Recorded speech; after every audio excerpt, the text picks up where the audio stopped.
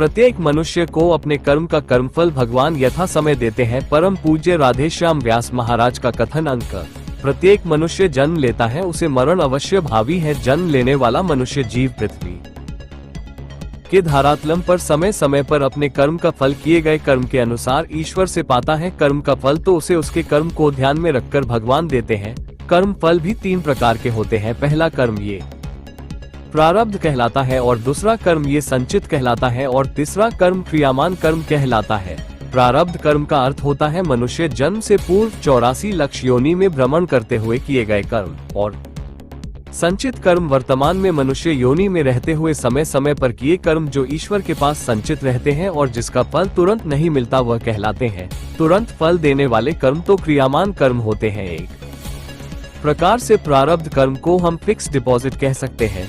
इसका फल भगवान फिक्स कर चुके होते हैं। संचित कर्म के फल को सेविंग अकाउंट की भांति बैंक के खुलने और एटीएम से जिस प्रकार समय समय पर प्राप्त किया जाता है वैसे फल पाया जाता है। लेकिन क्रियामान कर्म का कर्म फल ये घर की तिजोरी में या जेब में संचित धन की भांति हम कभी भी पा सकते हैं। कभी कभी हमें लगता है कि हम अच्छे कर्म कर रहे और दूसरा बुरे कर्म कर रहा, फिर भी उसे अच्छा फल मिल रहा है तो वह उसके प्रारब्ध का होता है। इसलिए विचलित न होते हुए हमें अपने जीवन के सभी कार्य करने चाहिए। आज चौथे दिन के शिव पुराण कथा में मुख्य रूप से शिव पार्वती जी के विवाह के प्रसंग को केसरवानी परिवार द्वारा सजीव चित्रण प्रस्तुत किया गया। बती हुई महिला भक्तों की भीड़ को देखते हुए केसरवानी परिवार और कथावाचक व्यास महाराज के सहयोगी द्वारा विशेष LED स्क्रीन की व्यवस्था की गई ताकि दूर तक बैठे भक्तों को कथा का आनंद प्राप्त हो सके। संपूर्ण व्यवस्था हेतु रवि केसरवानी, श्यामलाल केसरवानी, रामलाल केसरवानी, अभिषेक केसरवानी, गौरव केसरवानी,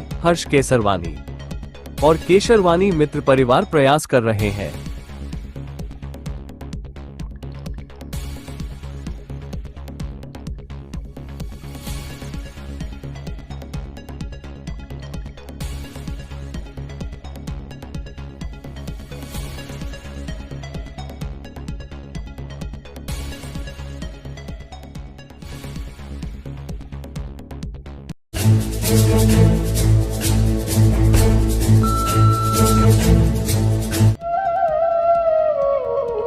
और जो हो जाते हैं बाद में जिंदगी में पछताते हैं।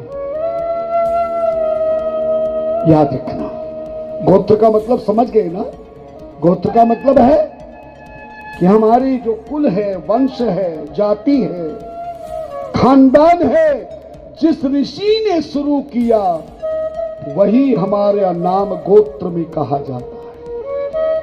कई लोग कहते महाराज किसी को गोत्र याद ना हो तो फिर किसका गोत्र बोले। ये भी बता देता हूं, याद रखना, और हमारी बताई बात लोगों को सुनाया करो ताकि ज्ञान हो सके। अगर किसी को अपना गोत्र अच्छी प्रकार से याद नहीं है तो केवल कश्यप ऋषि का नाम ले देना। किसका नाम लेंगे? हाँ, कश्यप गोत्र बोलते ही सारे गोत्र का दोष समाप्त हो जाता है।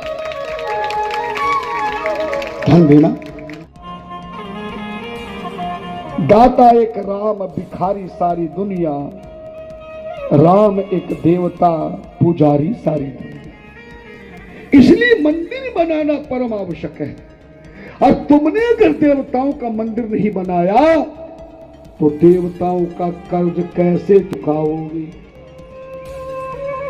दूसरा, ऋषियों का कर्ज। हम कई बार अपने संकल्प में गोत्र बोलते हैं। आज तक लोगों को पता नहीं कि गोत्र किसे कहते हैं। याद रखना, जब सृष्टि की रचना की गई, आज की कथा में आएगा, ब्रह्मा जी ने केवल मनुष्य को, स्त्री और पुरुष को जन्म दिया। बाकी 84 लाख योनियों को कश्यप ऋषि और उनकी 13 पत्नियों ने जन्म दिया। ध्यान देना। और उनमें ऋषि पैदा हुए।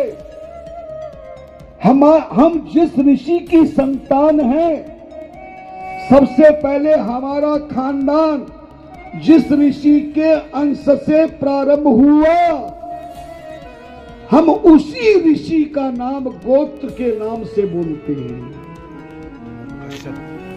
ताली नहीं बजाई तुमने।